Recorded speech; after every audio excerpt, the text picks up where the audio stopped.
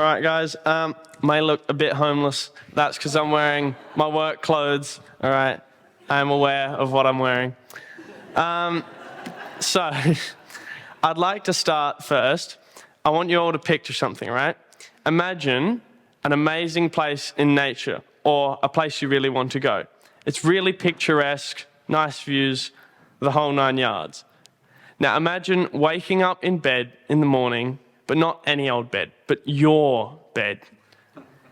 And not even needing to get out of bed, no time pressures, you can just roll over and watch the sunset as you sit warmly in your bed. Don't have anything to do that day, just relax. All right? Sounds pretty good, doesn't it? Now, I've always liked the idea of something like that, as I'm sure you can all relate. Just waking up in a comfortable bed, looking over somewhere nice, and not worrying about anything, not a care in the world. I know camping exists, all right? And I like camping, but there's a few undeniable problems with camping. One, you have to put up a tent. Now, it's not usually that bad, but it can be raining, can be cold, it can be 11 o'clock at night. You can have rocks where you can't get the pegs in the ground. You can forget stuff. It can be not so great.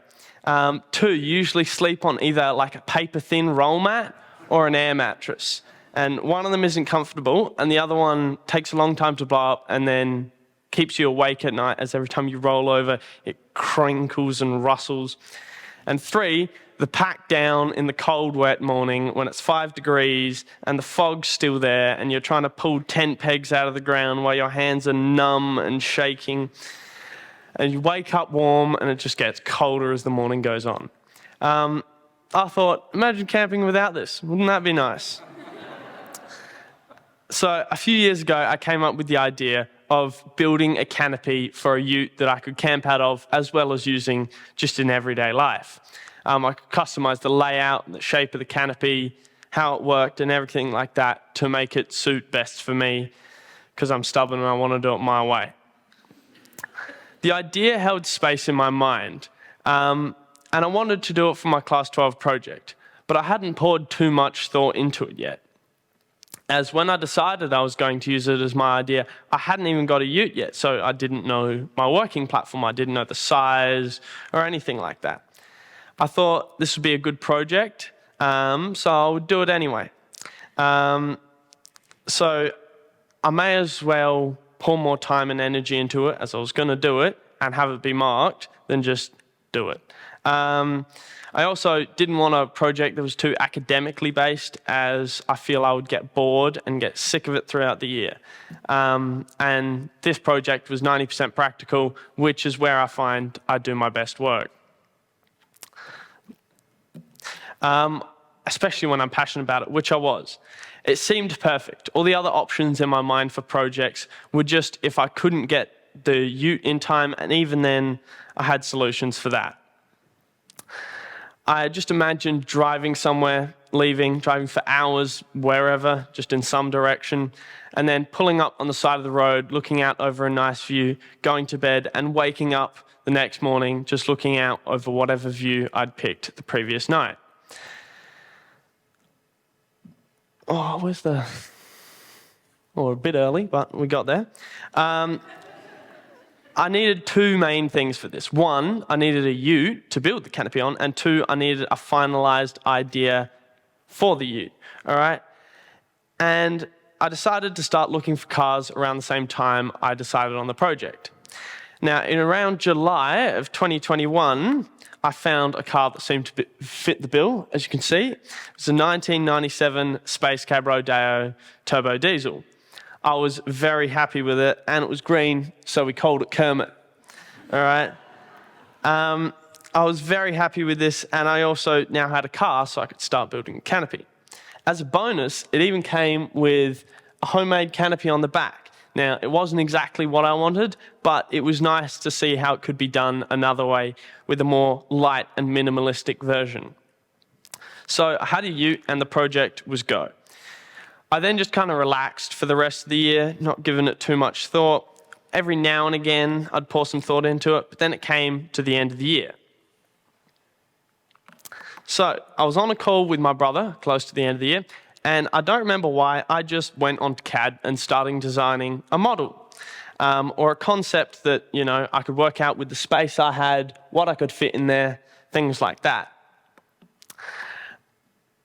I finalized the model, and then I had an idea of the space I was working with.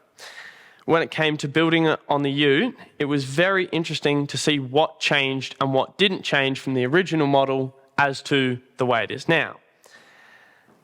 Now, I knew what I wanted, I just needed the how and with what. Now, I knew the idea was final, and I was going to do this. I had a lot to decide. There were a lot of considerations I had to make, like what to make it out of. Now, as you know, there was a lot of things, because a lot of materials exist. I could have chose wood, but I prefer working with metal, and I thought it would be better, so I decided to go with metal. So then my two main considerations for the frame were rods or tubes.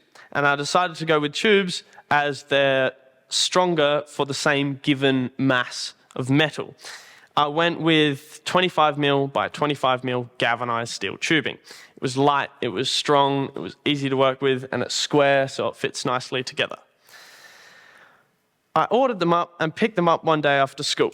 And I was so excited and energetic, I had them all cut and half of it welded up within the first day.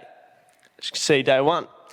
And I had the rest of it welded up and was out of materials a few hours after getting home the next day. So I'd used up all my steel within 2 days. So I ordered more and waited for that to arrive. When that arrived, I went and picked it up, and I made the rear doors, side doors, and the outer frame for the pop top in another 2 to 3 days.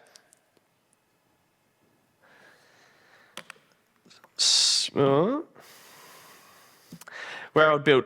So I now was focusing on how to raise the top of the canopy, because I planned to have the top go up to standing height so you can stand up in there.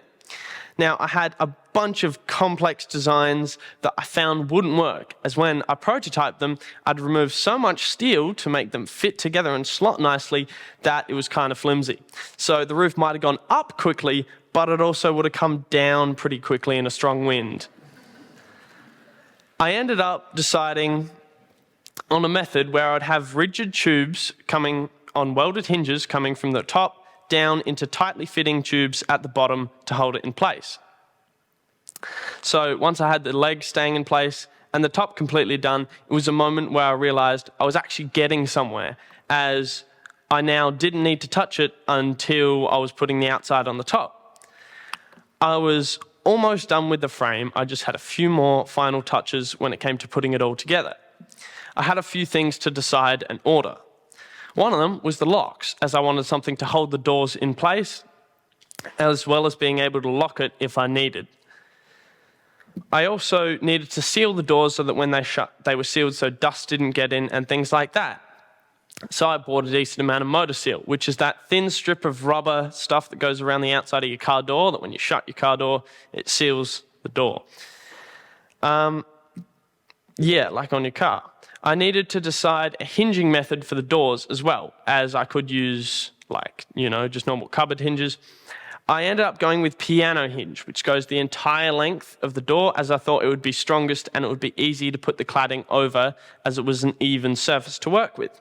However, there was around 200-ish holes I had to drill individually and then rivet underneath the door and in really funky positions, while keeping it all straight and making sure it fit, as my tolerances were quite small. I then had a few other problems in the year that weren't about the building of the canopy. So midway through this year, some unforeseen problems came up and they threw a spanner at me and the project. I was going to get my license, right? Because I kind of needed that. I had done some lessons and everything I needed to pass a vort test. So I went to get my license. And I failed, first time. I was disheartened, but it's all good. A decent amount of people fail on the first try, so it wasn't that bad. So I waited the painful 2 weeks that you got to wait, and then I did it again. And again, I failed. So now I felt horrible, and it was starting to really take away all my motivation and changing my positive outlook to one that wasn't so positive. I waited another 2 weeks, and the same thing happened again, except I got everything perfect and just forgot to indicate once, so that made it worse because that's an instant fail. I was very unhappy, but thought, I'll be fine next time. It was only one mistake. Everything else was great. Now, due to some other foreseen problems that had happened that day at home, my car was rolled. So in one day, I'd failed a test and rolled my car. I was fine, but just very distraught as I now had to reevaluate the project and wonder what I was doing, if it was still going to happen, or anything like that. I didn't even know whether I would get the car back. We sent the information off to the insurance companies. It took them about 2 weeks to come pick it up, but they took it to have a look at it. I thought, they could fix it. It's just straighten the roof, replace the windscreen. But it took them it was still drivable, and it ran fine, started fine, everything functioned, except the roof was just slightly bent. As you can see there. About 5 weeks later, we got a response back from the insurance company, and they wrote it off, never to be registered again. So that wasn't too great. That was a kick while I was down, as I was already feeling really demotivated from it from the start, as well as the whole license fiasco. So I was taking more tests. I was taking longer to do them, though, as I was depressed about the whole thing. I ended up buying my car back to wreck, as I could buy it back for $1,500 and made a little more than that while selling it for parts. For a long time, I had no motivation, which is fair enough. Nothing was going well. The only things I wanted were a car or a license, and I had neither, and they both seemed to not be happening anytime soon. I was just really down about the whole thing. I was thinking, is the project still viable? I had to decide whether I was going to keep the canopy or not. I ended up deciding I'll just build the canopy and then put it on whatever ute I get next. Because I was planning to get another one, but, treat this one a little better. And I was, fearing because I'm like, do I have enough time to get another ute before presentations, before showcase and stuff? Hindsight's 20/20. We got it done. But this kind of halted my process as I was not sure what I was doing. I managed to sell the whole car, as well as a few bits to some other people, and I managed to keep a few key things from the ute, which was also nice. So I then started again. It was more tests, more saving money for the panels, but everything, thankfully, fell into place at the last moment. I had decided a while back for the outside of the canopy, for the cladding, for the panels, I was going to use aluminium composite panels. There's quite a few reasons for this. One, it's an insulator, so I wouldn't need to insulate it as it would keep me plenty warm. Two, it's deadening, so it stops sound coming in and out, as well as also not rattling. I don't know if you've ever picked up a sheet of metal and just gone like that. It makes a lot of noise. And it doesn't respond bad on corrugation, so it doesn't shake itself, as well as it can't rust because it's aluminium. I ordered the panels, but they kept being delayed. Eventually, they arrived. Before I sold my car, I managed to keep the tray. That was one of the key things I kept, and this is good because I built the canopy specifically for the tray. So I had no idea whether it would fit on another ute. So then one day, I was driving with my father, and we saw a ute in a yard that looked like it hadn't been used in a while. So we decided to call in and see if he was willing to sell it. Sure enough, a few days later, I was driving it home. There's a few problems with it and a few things I had to fix before it was going back on the road again. So while I was doing that, I was taking off the old steel tray, putting on the new steel tray, and things like that. I also had to paint a few things and fix a couple rust holes, but we got it working. While I was fixing up the ute, I managed to get my license, so everything fell into place.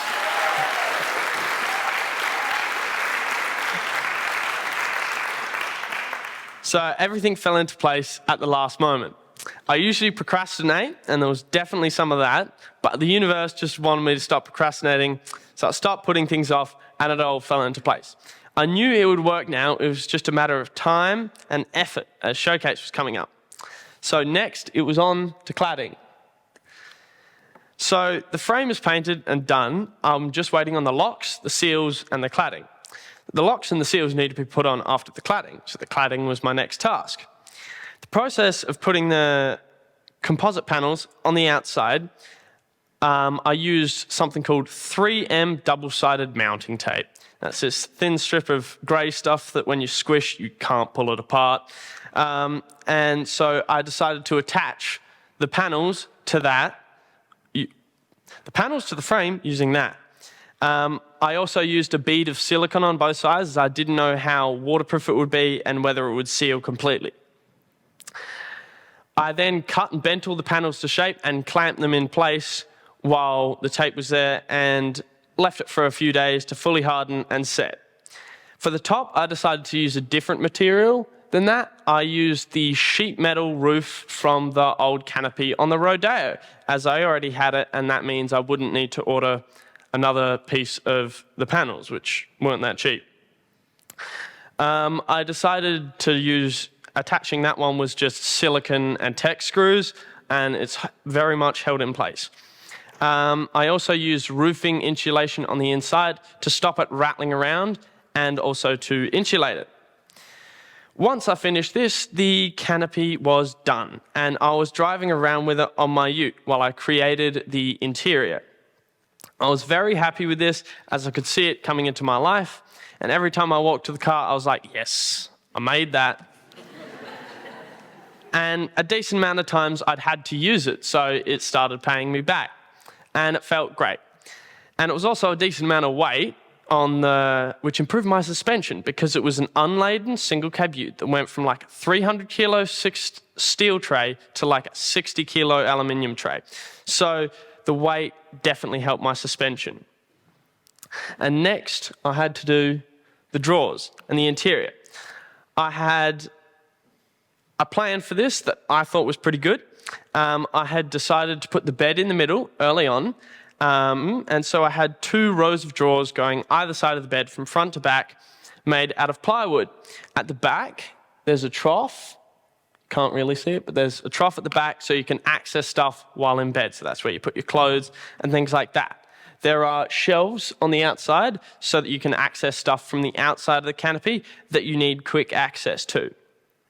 And at the end, as you can see, there's just a board and there's mounting points on that to tie larger items down like a fridge. These drawers were then bolted into place in the tray, and after that, I was basically done. I was very proud of what I had created, and it was now mine, and I could use it every day and did use it every day, as well as being able to camp from it. Now that it's done, I'm very happy with my work and how I made it all fit together. I can be proud of its form and function. Structurally, I haven't had any issues yet. Nothing's fallen off. I've taken it around 3,000 Ks on and off-road along corrugation dirt roads, bitumen roads, speed bumps, everything. And it doesn't act weirdly. It doesn't hinder the car. It's not a massive windbreak, which is nice. It's also extra space. As those of you who've travelled in a single cab with a passenger and like even 1 bag or 2 bags, you know how much space is at a premium. So just being able to put my bag in the back there or stuff in the back there and then leaving the space free in the cab is a very nice perk I enjoy. A bonus is people who see it for the first time often ask where I bought it. I don't know if I believe them, but I will take the compliment. And in Term 3 holidays, there's a finalised product. A little bit late, but in Term 3 holidays, I managed to take it for around 1,000 K camping trip with my girlfriend, which was very nice. However, it was during thesis. It performed very well and was very nice to camp out of.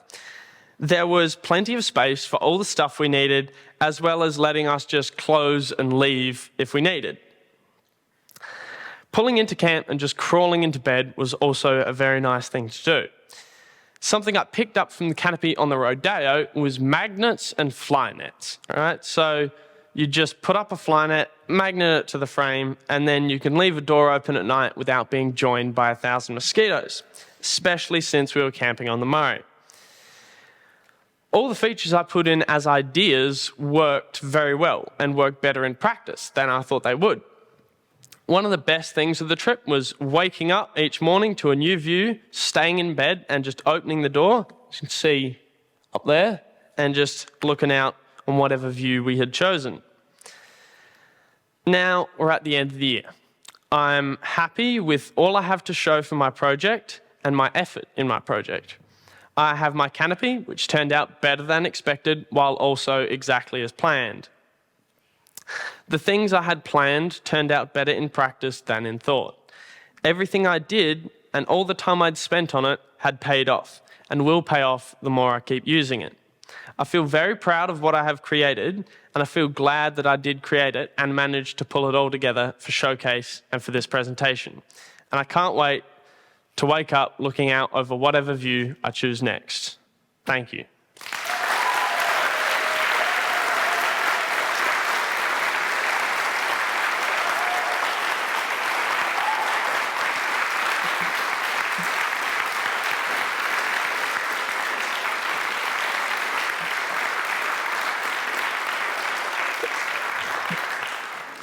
Questions?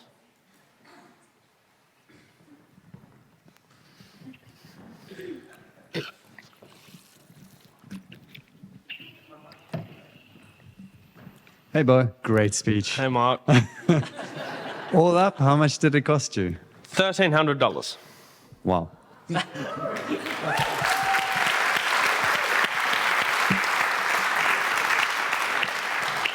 I was trying to keep it on a budget because I'm broke, but also because I knew how expensive even a second-hand canopy, or especially a brand new canopy, it's like $6,000, and I don't have that. Well done, Beau.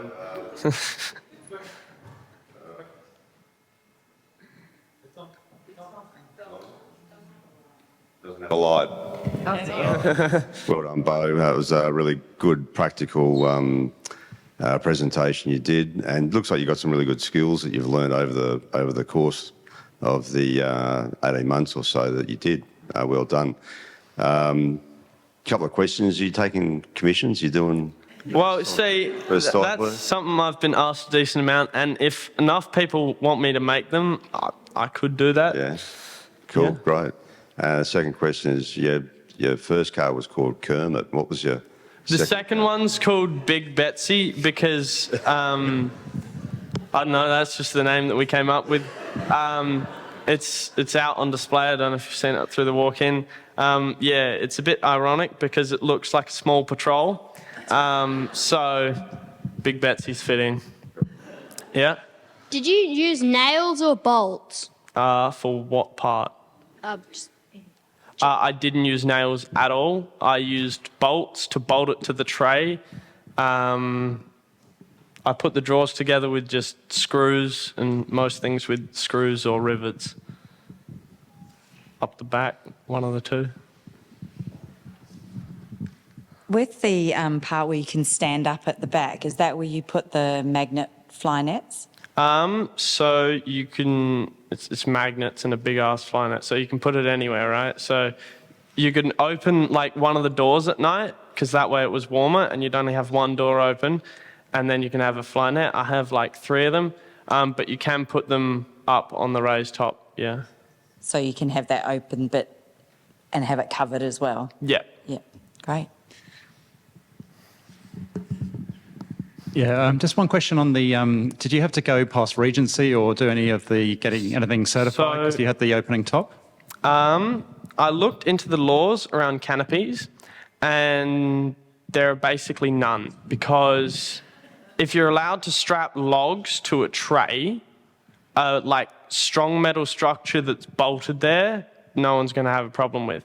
And the top latches down, with, I can't remember the name of the latches, but they're ones you see on camping trailers, pretty strong, and I've never had it come off. So, yeah. Hey, Beau. Sarah.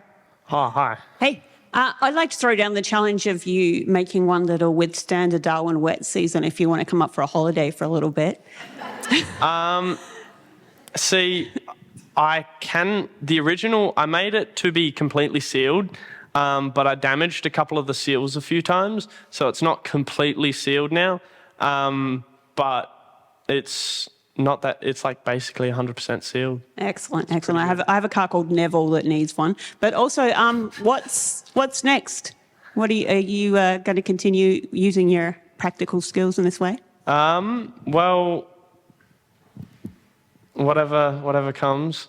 I'm planning to travel in it, but I guess I'll just keep adding to it and making it better as I go.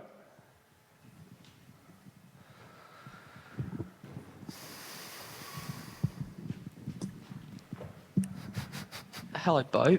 Based on Sarah's question, how did it put up with the storms last week? So last week it was actually off because I needed to move some stuff on the canopy. As you can I made it light enough so 2 people can lift it and put it on and off. But when we went camping, we experienced quite a lot of rain. And it was pretty good. There was a few spots where it leaked, but that wasn't on us, so that was all good. Yeah? That's great. I really love what you put together there. I couldn't quite work out how you were actually putting the piece up, how you were holding it there, and then how did you lower it? So it has pins that holds the legs in place so that they're not just flapping around. So you unpull the pins so the legs are free, and then you lift it up, slot 2 of them in, and then lift the other end up. Yeah, and slot the other great two in. design. Well done.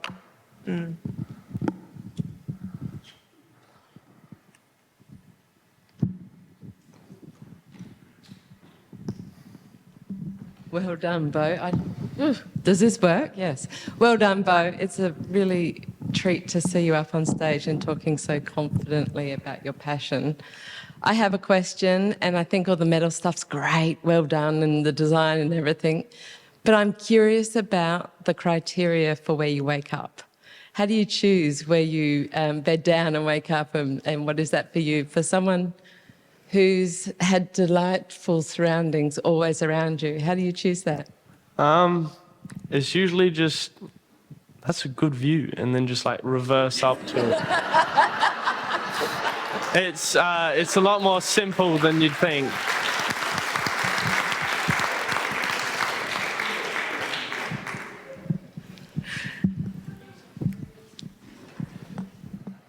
Yeah, Mick? Yeah, Beau, really good. There's nothing like learning through adversity, and you had a few challenges. Have you got any tips for people with a practical project in mind, and perhaps tips for future ute builders?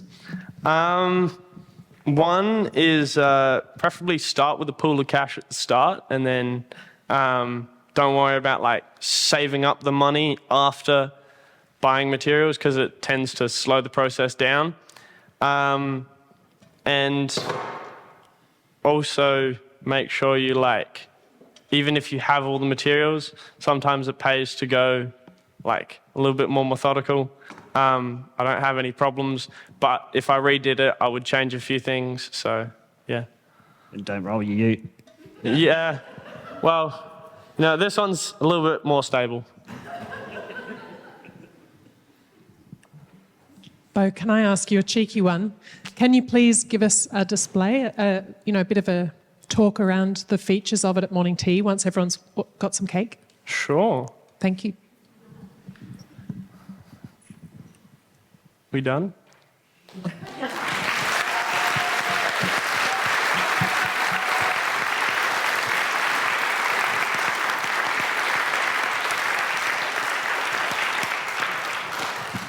I have a few thank yous before we go to morning tea.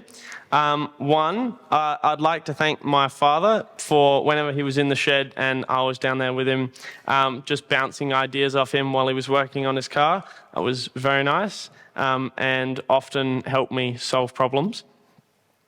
Second, I'd like to thank my mother for always being there and driving me to the tests that I kept failing.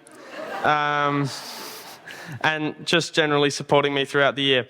I'd like to thank my supervisor, Grace, for keeping me on track and all the endless snacks she would bring. That was pretty good. I'd like to thank Eleanor and Rose for organising all of this and keeping us on track and make sure we're going to arrive there at the deadline. I'd like to thank Mark for being our guardian for so many years. You've had to put up with quite a lot, and I probably wouldn't have stayed for these 5 years. And lastly, I'd like to thank the class. You guys are great, and I'm glad that I'm in your class and we went through this together.